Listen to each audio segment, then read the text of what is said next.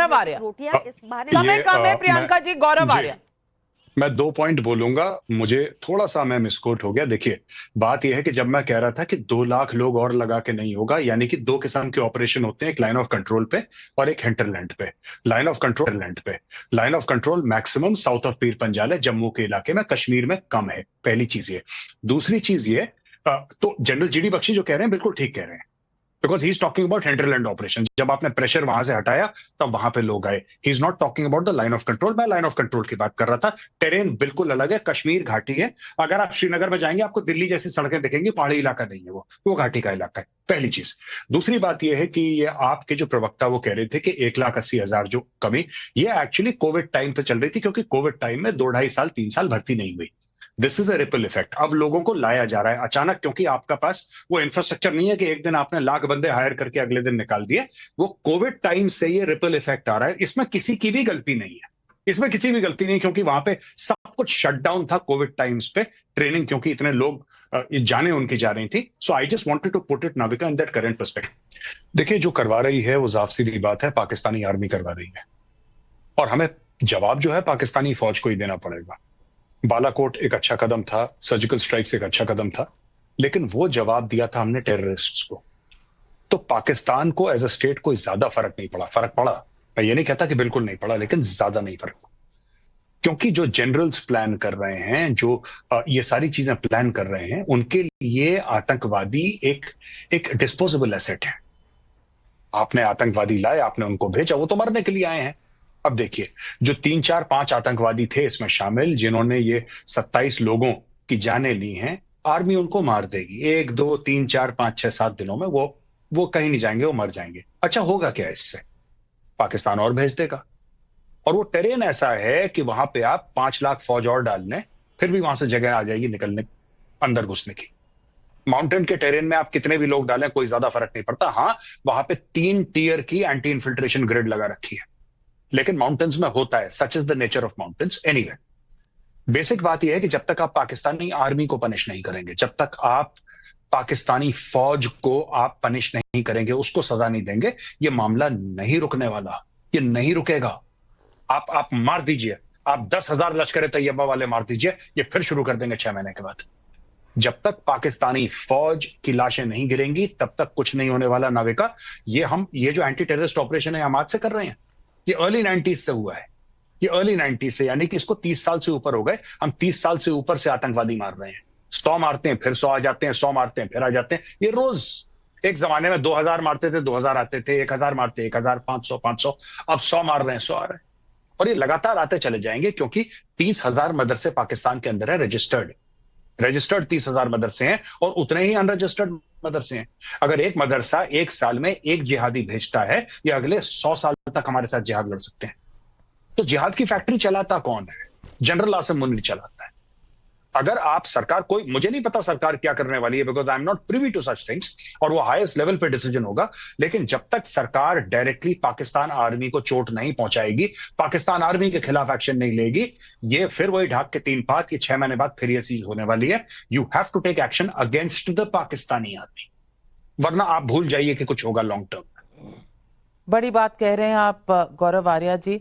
और मैं अजय आलोक जी आपसे पूछूंगी, बहुत सीधी तरीके से आज गौरव आर्या जी ने समझाया है कि हम ये करते रहेंगे, सर्जिकल स्ट्राइक होंगे, हम उनके लॉन्च पैड्स खत्म करेंगे, आज खत्म करेंगे, 2 महीने में और ऐसे लॉन्च पैड्स जहां से टेरर एक्सपोर्ट होगा वो आता रहेगा। हमारा ट्रेड बढ़ रहा है, हमारे यहाँ पाकिस्तानी एक्टर आके फिल्में बनाते हैं, फिल्में रिलीज करने की बात करते हैं, अमन का तमाशा यहां आए दिन होता रहता है। मैं पूछना चाहती हूं आपसे अजय आलोक जी, कब तक और क्यों हम अपने बीएसएफ जवानों की परेड करवाते हैं वहां वाघा बॉर्डर पर? क्यों हमें वहां खड़े होकर सुनना है जीवे जीवे पाकिस्तान? क्यों ये एग्जीबिशन रोज चले? कितने और खून बहुत होंगे जब हम ये तय करेंगे कि हमें कुछ करना है, और कुछ करने में पाकिस्तान को मिटाना एक ऑप्शन हमारे सामने है जिसे हमें अंजाम देना पड़ेगा।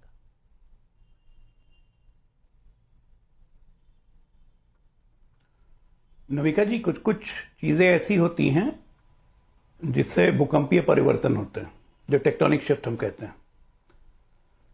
तो निश्चित तौर पे कल की जो घटना हुई है उसमें बहुत चीजों पे सरकार विचार कर रही है, चाहे वो डिप्लोमेटिक लेवल पे हो, चाहे वो मिलिटरी लेवल पे हो, चाहे इकोनॉमिक लेवल पे हो, चाहे इवन ह्यूमैनिटेरियन लेवल पे हो, चाहे इंडस नदी का पानी बंद करना हो, चाहे डिप्लोमेटिक कनेक्शंस खत्म करने हो, मिलिट्री एक्शन कितना लेना है, कंट्रोल मिलिट्री एक्शन लेना है, फुल स्केल मिलिट्री एक्शन लेना है। बात मैं भी सहमत हूं मेजर साहब से कि ये लॉन्च पैड्स हम कितने उड़ाएंगे, ये फिर बनाएंगे, वो तो जिहाद फैक्ट्री है, इसमें कोई डाउट नहीं है। ये पूरे देश को पता है, पूरे दुनिया को पता है। बगल में अफगानिस्तान की भी इससे भी वही हालत हो रही है। पाकिस्तान कोई आज स्टेबल मुल्क नहीं है, ये तो एक कांस्टेंट है, दूसरा पड़ोसी हम बदल नहीं सकते हैं। न्यूक्लियर वेपन का इस्तेमाल हम कर नहीं सकते हैं कि उसको नक्शे से वाइप ऑफ कर दें। तो हम कितने कंट्रोल वे में जा सकते हैं, कितने हद तक जा सकते हैं, ये तो खैर एक हाईएस्ट लेवल पे डिसीजन होगा। लेकिन ये तय है कि पाकिस्तान के साथ अब कोई संबंध हमारा नहीं रहेगा और जितनी चोट हम पहुंचाएंगे वो उतना ब्लीड करेगा।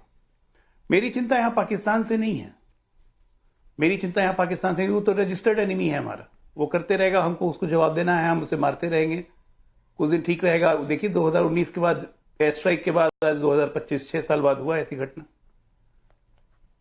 अब उनको जितनी जोर से चोट पहुंचाएंगे उसके बाद कितने दिन तक शांत रहते हैं, इंटरनेशनल रिपरकशन क्या होता है। मेरी ज्यादा चिंता अपने घर के लोगों से लेके होती है।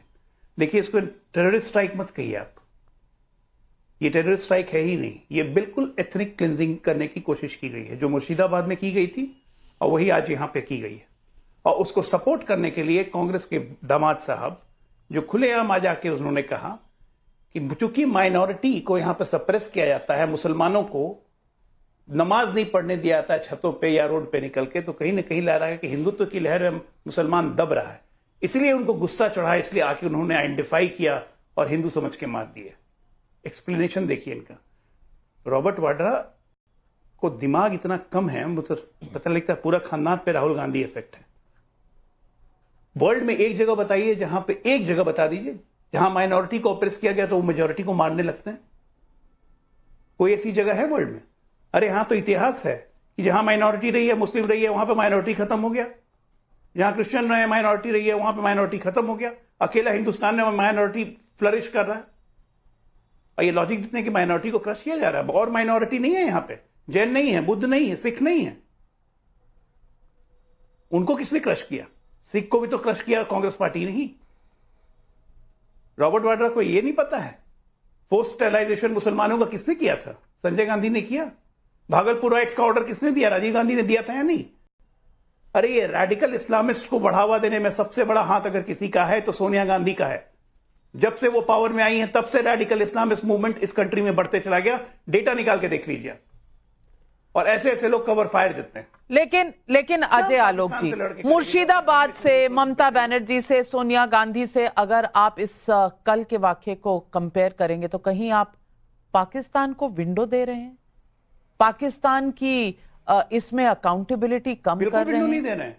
मैं कह रहा हूं कि इन लोगों के कारण मैं एकदम अकाउंटेबिलिटी नहीं कम कर रहा हूं पाकिस्तान की। इन लोगों को प्रेफरेंस मिलता है, इनका मोरल हाई करते हैं ये लोग बैठ के यहां पे। कल इतनी बड़ी इंसिडेंस हुई, क्या रॉबर्ट वाड्रा में दिमाग का द है जो इतनी बड़ी स्टेटमेंट आज ये दे रहे हैं? इससे मोरल किसका बढ़ेगा? ऐसे ऐसे स्टेटमेंट से, रॉबर्ट वाड्रा के स्टेटमेंट से अगर पूरा पाकिस्तान फॉरेन पॉलिसी चल रहा है, सुशील पंडित, क्या हम इस बात को माने कि रॉबर्ट वाड्रा की वजह से ये सब हो रहा है?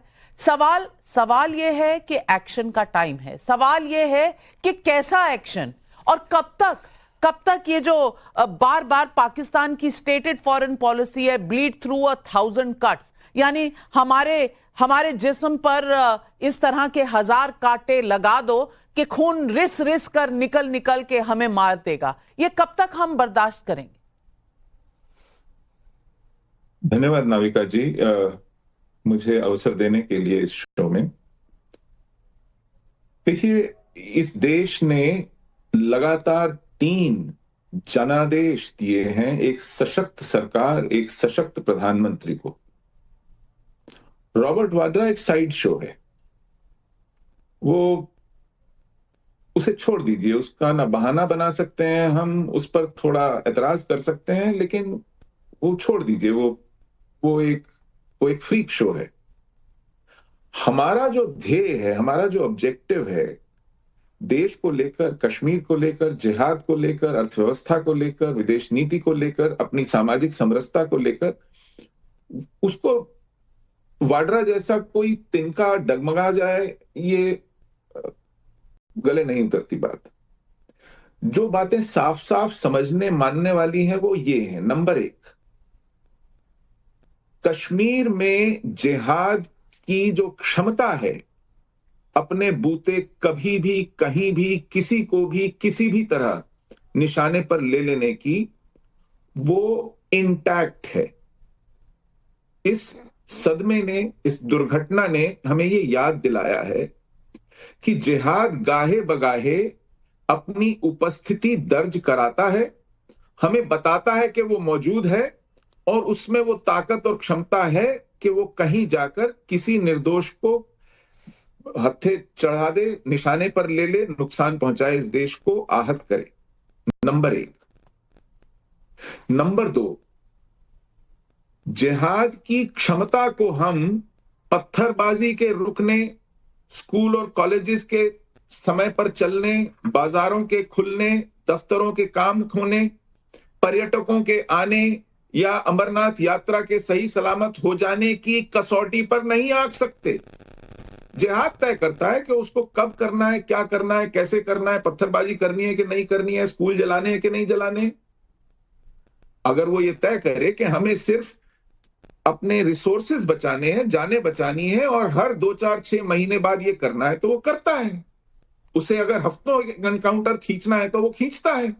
अगर उसे कठुआ में मारना है तो मारता है, अगर उसे किश्तवाड़ में मारना है तो मारता है, अगर उसे किसी केमिस्ट को, मक्खनलाल बंदरू को उसकी दुकान में मारना है तो मारता है, किसी को बैंक कर्मचारी को उसकी सीट पे बैठे बैठे मारना है तो मारता है, किसी को घर में घुस के महिला को मारना है तो मारता है।